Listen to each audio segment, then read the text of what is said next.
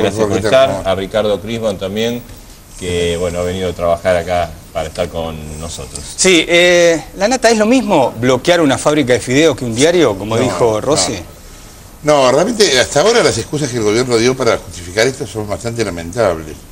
A mí lo que yo no termino de entender, y lo hablábamos con Ricardo recién en la apertura, ¿por qué se sigue insistiendo tanto en tratar de demostrar el vínculo? Porque es tan claro, es tan evidente, es tan obvio el vínculo del gobierno con el corte, que me parece que no hay nada que discutir. O sea, yo les pido que razonemos en un segundo lo siguiente. Sí.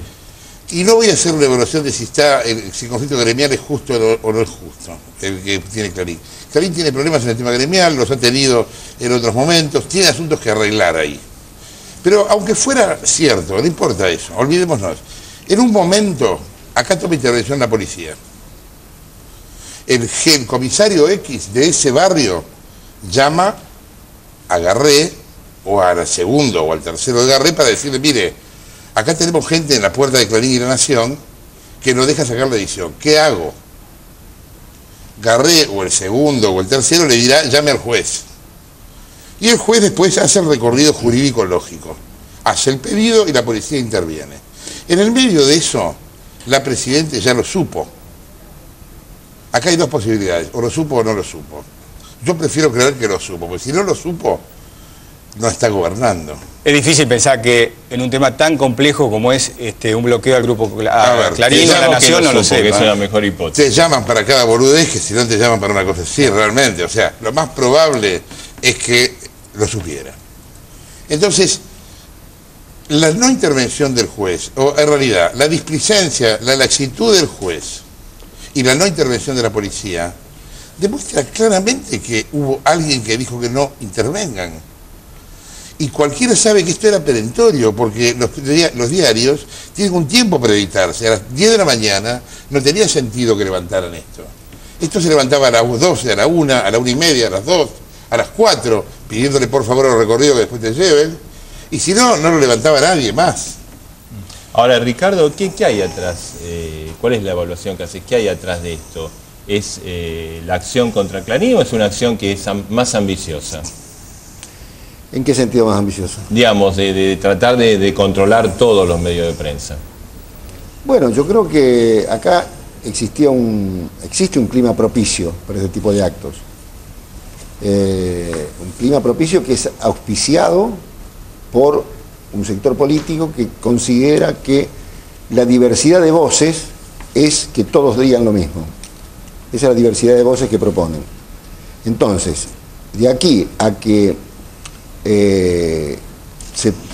la voz se transforme en una sola, hay un solo paso.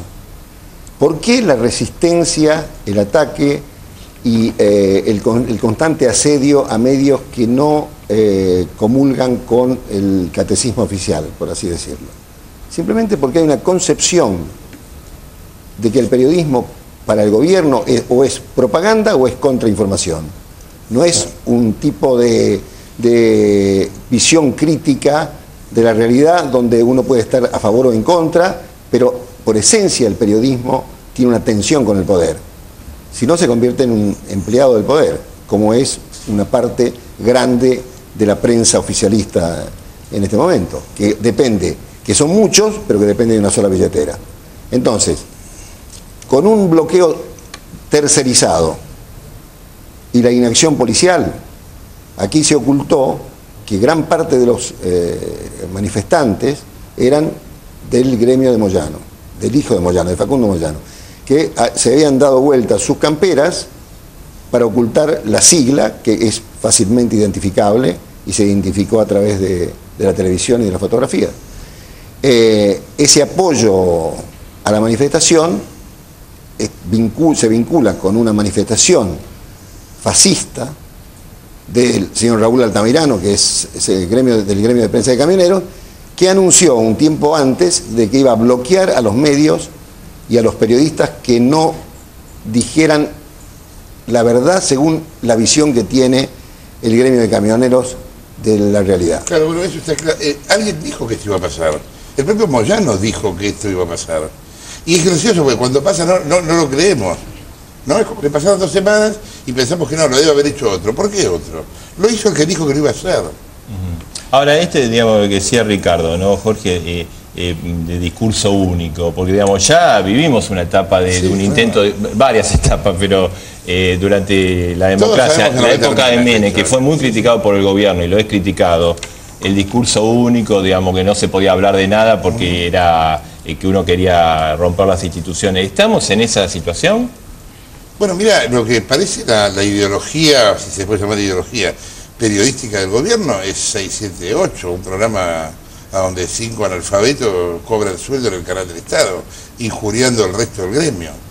Ese es el ideal periodístico, y cables de Telam, que si lo ves no lo puedes creer. Entonces, ellos reivindican dejar el periodismo al lugar de la militancia, lo reivindican, para ellos está bien. No es ilógico que lo hagan. Si vos ves textos de Perón del año 50, Perón pensaba igual. Perón tenía un concepto militar de la prensa, no tenía un concepto civil de la prensa. Pero en ese momento, pensemos que había un mundo este-oeste, ¿no? Él pensaba que como mucho la prensa era infiltrar al enemigo. Eso era, la prensa eran las operaciones de prensa. Él no creía en el periodismo. A lo mejor por exceso de dogmatismo, esta gente de tanto leerlo piensa lo mismo. Hay un libro, Los Vendepatria, de Perón, escrito en el exilio, que habla específicamente de eso. Ahora, da la impresión, Jorge, que de las críticas de periodistas al gobierno, les duele muchísimo tus críticas. Es como que ellos esperaban que por tu posición ideológica vos tendrías que estar apoyando. Fue Página 12, porque sí, claro. Bueno, porque siempre duelen las críticas más de... A ver, ellos admiran una cosa que yo edité, que hace 20 años, o eran mis lectores, muchos de ellos. El problema es, la pregunta es, ¿quiénes cambiaron en el medio? Bueno, yo creo que cambiaron ellos dirán que cambié yo. El gobierno ha tenido siempre una distancia increíble entre lo que dice y lo que hace, siempre. El doble discurso ha sido una característica de este gobierno. Es lógico entonces que quieran controlar el discurso ajeno, porque si no, no pueden imponer el propio. Si ellos no te venden su propia imagen y vos no haces la venia, si vos no obedeces, estás de más. Esta cosa divisoria de ver la política, de hablar del campo nacional y popular de un lado y del otro lado la nada. O nosotros somos el pueblo y los demás no. ¿Perdón? Todos somos el pueblo. ¿Desde cuándo? Sí, o la política de derechos humanos, ¿no? ¿Qué tenés, o la estás credencial conmigo, de pueblo? estás... ¿De dónde saliste? ¿Qué te pasa? ¿Por qué? Es una locura. Y hoy ¿cómo ves Página 12? O sea, Berbí, que es el principal columnista, es un hombre que se ha escuchado por la presidencia. ¿Cómo lo ves? Horacio fue siempre más un político que un periodista. Eso para mí no es nuevo. Yo no me desayuné con eso ahora. Desde que él trabajó conmigo desde el comienzo de Página, siempre tuvimos una relación tirante, difícil, pero que existía. Una relación muy condicionada por eso, porque también generacionalmente somos muy distintos. O sea, yo en el 70 tenía 10 años. O sea, mi manera de ver la política, la democracia, la realidad es otra. Él siempre supeditó el periodismo a la política. Yo creo que se equivocaba con eso. Pero bueno, siempre lo hizo. Hoy ejerce funciones políticas. Está bien, es lo que quiso. Quiso esto toda su vida. Si vos le preguntabas a Horacio para cuánta gente escribía, por qué no escribía más corto, porque era mejor, porque así lo entendía más gente, Horacio te decía, yo escribo para 200 personas. ¿Por qué? Y porque estás haciendo el boletín de la Orga, ¿me entendés? Para 200 tipos que te van a leer. Bueno, yo no, yo ojalá pudiera escribir para 40 millones de personas. No porque crea que lo que tengo para decir es importante, sino porque soy periodista, quiero que me lean, es obvio. Sí, todos queremos, digamos, ¿cómo no más vas a lectores, más audiencia, más gente que nos vea en este momento, ¿no? ¿Cómo no vas a querer que te vean? Si aparte es la esencia de nuestro laburo, es esa, es comunicar con la mayor cantidad de gente posible. Yo nunca me sentí vanguardia de nada, Horacio sí, ¿me entendés? Digamos que es esta la diferencia, me parece. Kirchmann, a veces da la impresión que desde el kirchnerismo se apunta como hacia la juventud, sobre todo la juventud universitaria. Lo vimos en La Plata, lo vimos en otros actos, como diciendo, ustedes son la nueva generación. Ojo, Clarín, La Nación, algunos periodistas de Radio Continental, de otros medios son como el demonio en la profesión, no se dejen engañar. ¿Vos ves que se está haciendo esa gran división o se está con el gobierno, se está en contra? Bueno, sería impropio del gobierno que no divida. Pero efectivamente están transmitiendo una imagen, están creando antinomia, están creando el bien y el mal, y entonces están están armando un relato según el cual el único sentido de la historia es estar con ellos. A mí me parece que, en verdad, acá se trata de una cuestión, de una batalla cultural, donde no hay debate. El debate se manifiesta de una manera como una guerra. Y entonces, pero esto no es algo que se dio por circunstancia, es una táctica política. Es una táctica política que se viene instrumentando y que ya se había probado en Santa Cruz y que ahora se probó a nivel nacional. Vos fíjate, perdóname, a qué punto hay una reescritura de la historia, que se cae en la paradoja patética de que un ídolo de la juventud sea Cámpora. ¡Cámpora! Si hubo un obsecuente, un transero, un tipo que le decía que sí a todo a Perón, un tipo que no tenía criterio propio, era Cámpora. Y ahora Cámpora es el revolucionario. Bueno, el día que lo homenajearon, el día que hicieron el acto de Huracán, y se lo nombró a Cámpora, ¿no? Bueno, falta que el Día de la Madre sea el homenaje a López Rega, ¿me entendés? Que es una cosa ridícula. Ahora, ayer, digamos, ¿qué opinas de esta distinción que le dieron a Hugo Chávez? Porque suena un poco raro, suenan raras dos cosas, la distinción por todas las críticas que tiene internamente en Venezuela y el hecho de Hugo Chávez venga acá y hable de cuestiones domésticas como Pancho por su casa, como si fuera el argentino más argentino. No me preocupa que opine lo que quiera, lo que me parece que es surrealista, un acto surrealista. Digo, surrealista premiar a Hugo Chávez por esto, lo podían premiar por cualquier otra cosa, pero no por periodismo y comunicación. Me parece que la Universidad de La Plata, la Facultad de Periodismo, que dio periodistas importantes, reflexivos e interesantes al gremio. Yo recibí ese premio. Y que premió a La Nata, a Morales Solá, otra bestia negra ahora del oficialismo, a Tomás Eloy Martínez. Ahora, ese premio... A García Lupo también. A García Lupo. Quiero aclarar una cosa. García Lupo, todos periodistas que habían demostrado lo que valían en la profesión. Ahora, el premio a Chávez es propio de 100 años de soledad, es una especie de real maravilloso de la Argentina.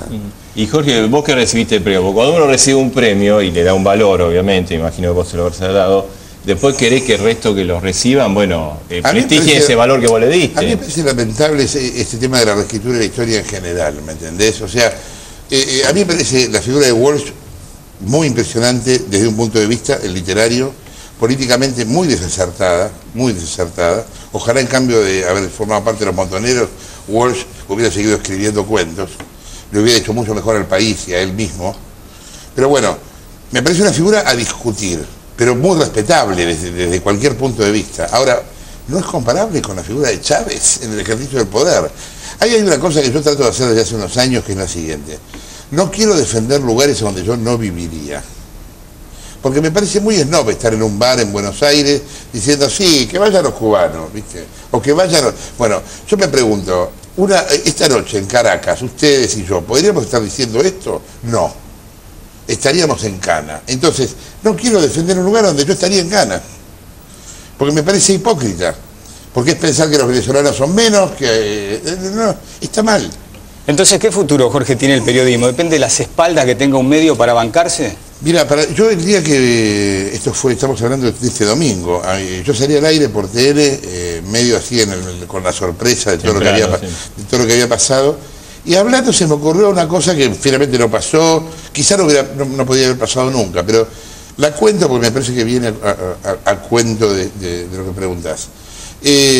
Yo dije, mañana lunes tendrían que salir todos los diarios con una edición de Clarín.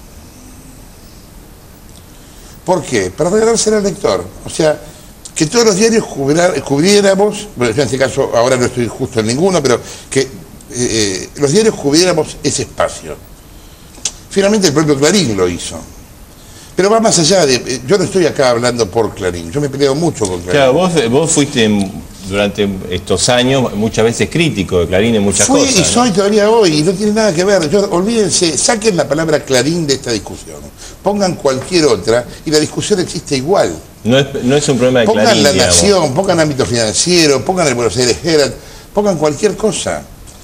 La libertad de prensa es un valor que la gente no toma tanto en cuenta porque no tiene que ver con la economía cotidiana. O sea, nadie se muere de libertad de prensa, o por lo menos eso parece, porque llega un momento cuando la libertad de prensa se lesiona, a donde la gente sí se muere de libertad de prensa.